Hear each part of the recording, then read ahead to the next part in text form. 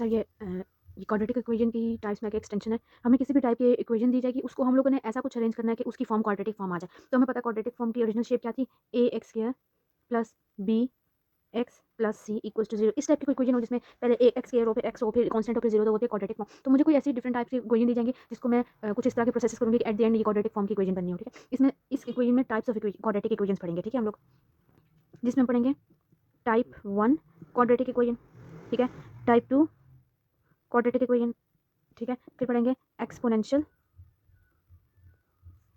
Quadratic equation, फिर होगी radical quadratic. अच्छा, तो ये चार टाइप्स की हम लोग इक्वेशन पढ़ेंगे, type 1, type 2, exponential, radical. Exponential में ये होगा कि पहले हम टाइप 1 पढ़ते हैं। टाइप 1 जो क्वाड्रेटिक इक्वेशन होगी, इसमें क्या होगा कि हमारे पास एक ऐसी इक्वेशन होगी जिसमें variable x, for example x x ही है मेरे पास, ठीक है, बीच में कोई भी साइन हो सकता है, एक कांस्टेंट वैल्यू होगी, जैसे मैंने 6 लिया, ठीक है, लेकिन इसके ऊपर जो पावर होती है, वैसे तो क्वाड्रेटिक इक्वेशन में ऐसे होती है ना, एक स्केयर होती है, फिर एक एक्स होता है, फिर कांस्टेंट होती है, ऐसे होती है ना, लेकिन इसमें ऐसा होगा, फॉर एग्जांपल यहाँ पे मैं बोलूँ कि यहाँ पे 6 है और यहाँ पे 3 है, मतलब पावर जो होती हैं वो डिफरेंट हो पावर्स ऑफ, जैसे आम क्वाड्रेटिक इक्वेशन की पावर से, ठीक है, या मैं बोलूँ ऐसे x 1/4 plus x 1/2 plus 3 equal to 0। इस टाइप की इक्वेशन देखिए, देखो पावर थोड़ी अजीब है, मतलब जैसे क्वाड्रेटिक इक्वेशन की x square plus x plus any constant जैसे 2 इक्वल टू 0 ऐसे नहीं है, पहले स्क्वायर की वैल्यू फिर 1, इस तरह नहीं है। मतलब क्वाड्रेटिक इक्वेशन हमने पढ़ा था कि highest power, maximum highest power 2 होती है, तो we want this highest power 2। ठीक है, तो इसका एक क्वेश्चन करते हैं, पहले हम फिर आगे मूव करते हैं। क्वेश्चन है मेरे पास कि एक्स 1/2 पावर में है, ठीक है, मैंने ऐसे लिख दिया, minus x 1/4 minus 6 equal to 0। ठीक है, अब क्या करना है, अच्छा जो 1/2 और 1/4 है ना, जब 1/1 की फॉर्म में आ जाता है ना, तो 1/2 4 इज स्मॉलर देन 1/2, ठीक है, उस केस में ऑपोजिट हो जाता है। अब देखो, जो मैं इस तरह मैं एज्यूम कर लूंगी, सपोज कर लूंगी 1/4 एक्स 1/4 को मैं बोल दूंगी वाई है, ठीक है, तो एक्स 1/4 इज वाई, मैंने ये लेट सपोज कर लिया, ठीक है। वेरी नेक्स्ट स्टेप में लिखूंगी taking square on both sides, taking square on both sides, मैं इन दोनों के साइड पे स्केयर लूंगी, तो क्या होगा, एक्स 1/4 का whole square equals to y का स्केयर। मतलब अब देखो, ये होल स्केयर का स्केयर और ये स्केयर से कट जाएगा, 1/4 के से कट जाएगा, 2 1 2 2 4, तो क्या बच जाएगा, x 1/2 is equal to y square. अब देखो, ये मैंने सपोज किया था कि एक्स 1/4 जो है वो है वाई, तो जो मैंने स्केयर दोनों साइड पे लिया, सोल्यूशन करके पता चला एक्स 1/2 क्या है, वाई स्केयर। तो ये इक्वेशन 1 जो थी, इस जगह पे मैं एक्स 1/2 की जगह में वाई स्केयर लिख देती हूँ और एक्स 1/4 की जगह पे वाई लिख देती हूँ। तो देखो क्या होगा, तो मैंने इसको किया, तो जहाँ पे एक्स 1/2 था वहाँ पे मैंने लिखा है वाई स्केयर, प्लस जहाँ एक्स 1/4 था, माइनस था ना बीच में माइनस, जहाँ एक्स 1/4 था उसकी जगह मैंने लिख दिया वाई माइनस 6 इक्वल्स टू 0। तो ये बन गई ना क्वाड्रेटिक इक्वेशन, एक एक्स स्केयर आ गया, एक वाई आ गया, मतलब एक वाई वेरिएबल का स्केयर, फिर स्केयर से नीचे वाली वैल्यू 1 वाली और फिर कांस्टेंट और फिर 0, ये बन गई स्टैंडर्ड क्वाड्रेटिक इक्वेशन। तो मैं क्वाड्रेटिक इक्वेशन में quadratic formula a equals to 1, b is equals to -1 और c इज इक्वल्स टू 6। तो क्वाड्रेटिक इक्वेशन लगाते हैं तो वो होता है क्वाड्रेटिक इक्वेशन की लगाएंगे इसके अंदर, तो वेरी नेक्स्ट में क्वाड्रेटिक इक्वेशन होती है एक्स स्क्वायर रहता है, एक्स लिखते होते हैं, लेकिन क्योंकि यहाँ पे वेरिएबल मेरे पास y है तो मैं y लूंगी, y इक्वल्स टू ये क्वाड्रेटिक फार्मूला है minus b plus minus square root b square minus 4ac divided by 2 है। तो मेरे पास a था 1, b था -1 और c था -6। तो ये तीनों वैल्यूज मेरे पास, ये तो मैंने पीछे निकाल ली थी, ये देखो a1 b -1 और c 6। अब ये तीनों जो वैल्यूज है ना c -6, ये तीनों वैल्यूज मैं फार्मूले में डालती हूँ, तो मैं डायरेक्ट फार्मूले में पुट करके आती हूँ। तो जहाँ जहाँ दोनों वैल्यूज आती थी a b c की, वो मैंने इस फार्मूले में पुट कर दी। अब मैंने y की, जब मैंने ये मैंने पिछले वीडियो में क्वाड्रेटिक फार्मूले में कैसे वैल्यूज डाली है वो दिखाया, वैसे मैं डायरेक्ट y की वैल्यू निकालती हूँ, जो कि y की वैल्यूज 2 आएंगी। तो ये सिंपल क्वाड्रेटिक इक्वेशन की तरह फार्मूले में वैल्यूज डाली हैं ए बी सी की, और ये करके वाई की 2 वैल्यूज निकल आई हैं। इस स्टेप तक प्लस माइनस था ना, तो एक दफ़ा इसमें को प्लस में लिख लिया, एक दफ़ा माइनस में लिख दिया, तो 2 वैल्यूज आ गई -2 और 3। अब मैंने कहा एक जगह पे वाई है -2 और एक जगह पे वाई है 3। अब मुझे पता है, मैंने वाई लास्ट सबसे पहले क्वेश्चन सॉल्व करते साथ मैंने वाई सपोज किया था कि एक्स 1/4 इक्वल्स टू वाई होता है, यही बोला था ना। अब जहाँ पे वाई लिखा था ना, मैं वहाँ पे लिखूंगी एक्स 1/4, तो एक्स 1/4 इक्वल्स टू -2 हो जाएगा, तो यहाँ पे भी एक्स 1/4 इक्वल्स टू 3 लिख लेंगे। ठीक है, अब देखो मैं यहाँ पे क्या करूँगी, टेकिंग 4 ऑन बोथ साइड, ताकि मुझे ना यहाँ पे सिर्फ एक्स की वैल्यू चाहिए, एक्स 1/4 की, यहाँ पे मुझे सिर्फ एक्स की वैल्यू चाहिए, एक्स 1/4 तो नहीं चाहिए ना, तो एक्स 1/4 हटाने के लिए मैं लिखूंगी टेकिंग 4 ऑन बोथ साइड्स, मतलब मैं उनके पावर में इन पावर, तो एक्स 1/4 के होल में 4, ठीक है, taking square on both sides, ताकि अच्छा अब इस स्टेप में देखो, मैंने कहा था कि जो y है वो इक्वल है x1/4, ये बिल्कुल जब मैंने सोल्यूशन किया था फर्स्ट स्टेप में मैंने बोला था कि x1/4 को मैं y के इक्वल कर देती हूँ। तो अब मैंने वापसी वो याद की कि जब वहाँ पे जहाँ पे वापस से मैं y के जो आंसर निकले आए थे, अब y की जगह मैं लिख दूँगी x1/4, ठीक है, तो x1/4 इक्वल टू -3 होगा और x1/4 इक्वल टू 3 होगा। ठीक है, अब देखो मैं क्या करूँगी, मुझे x1/4 नहीं चाहिए, सिर्फ x चाहिए, तो मैं करूँगी taking power 4 on both sides. तो देखो x1/4 का जब मैंने 4 पावर ली और -2 की भी 4 पावर ली, तो क्या होगा, ये वाला 4 ये 4 से कट जाएगा, यहाँ पे सिर्फ x बचेगा। तो अब x 2 -2 पावर 4 आंसर था 16, तो मेरे पास निकला है एक x 16। अब दूसरा x निकालते हैं, अब x1/4 इधर भी लिखूंगी taking power 4 on both side, power 4 on both sides. ये पावर 4 मैंने इसलिए लिया है क्योंकि 1/4, अगर यहाँ पे होता है ना 2/4 तो मैं लिखती यहाँ पे होता है फॉर एग्जांपल 1/3 होता तो मैं लिखती taking power 3 on both sides. ठीक है, यहाँ पे 1/4 है इसलिए मैं लिखा taking power 4 on both side. तो जब x 1/4 की पावर 4 रही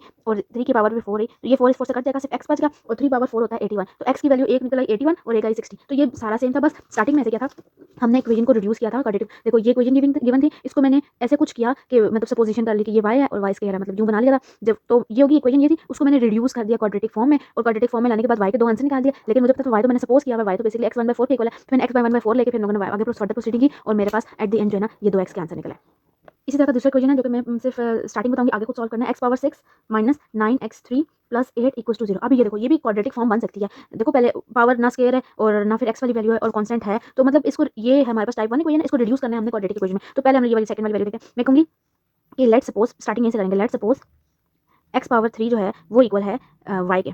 सो अब नेक्स्ट स्टेप में कहते हैं taking square on both side, taking square on both sides. जैसे भी इन दोनों के साइड पे स्केयर लेंगे, x पावर 3 का भी स्केयर लेंगे और y का भी स्केयर लेंगे, तो क्या होगा x पावर 3 को मल्टीप्लाई करेंगे 3 2 जार 6, तो x 6 equals to y square. तो ये दो आइडेंटिटी बन गई ना, एक ये सपोज किया था और ये। अब मैं कहूंगी ये दोनों x ये जो वैल्यूज है वो इसमें इक्वेशन 1 में डाल लेती हूँ। तो जहाँ पे x 6 है इक्वेशन 1 में, वहाँ पे मैं लिखती हूँ y2 प्लस माइनस फिर आगे 9 है, 9 के बाद x3 है तो x3 की जगह मैं डालूंगी y, ठीक है, प्लस क्योंकि मैंने सपोज में लिखा प्लस 8 इक्वल्स टू 0। तो बन गया ना एक स्केयर फिर एक सिंगल y और फिर एक कांस्टेंट इक्वल्स टू, ये बन गई ना क्वाड्रेटिक फॉर्म। अब क्वाड्रेटिक फॉर्म में a इक्वल्स टू 1 है, b इक्वल्स टू -9 है और c इक्वल्स टू 8 है। a b c निकल गया। अब क्वाड्रेटिक फॉर्म में से y निकाल लेंगे फार्मूले से। तो मैं जब सिंपल फार्मूला जो है minus b plus minus square root b square minus 4ac divided by 2a, जब इसमें सारी वैल्यूज डालेंगे तो y के दो आंसर्स निकलेंगे। एक आंसर निकलेगा 8 और एक आंसर निकलेगा 1, ठीक है, ये दोनों आंसर्स निकल आएंगे। लेकिन मैंने तो सपोज किया था y बेसिकली तो x3 के इक्वल था, है ना, तो मैं कहूँगी सिंस होता है y होता है x3 के इक्वल, तो x3 इक्वल्स टू 8 और यहाँ पे लिखूंगी x3 इक्वल्स टू 1। पर मुझे तो x की वैल्यू चाहिए, x3 की वैल्यू नहीं चाहिए। तो यहाँ पे 3 है ना, 3 को काटने के लिए 1/3 ले लेते हैं पावर, टेकिंग 1/3 एज पावर,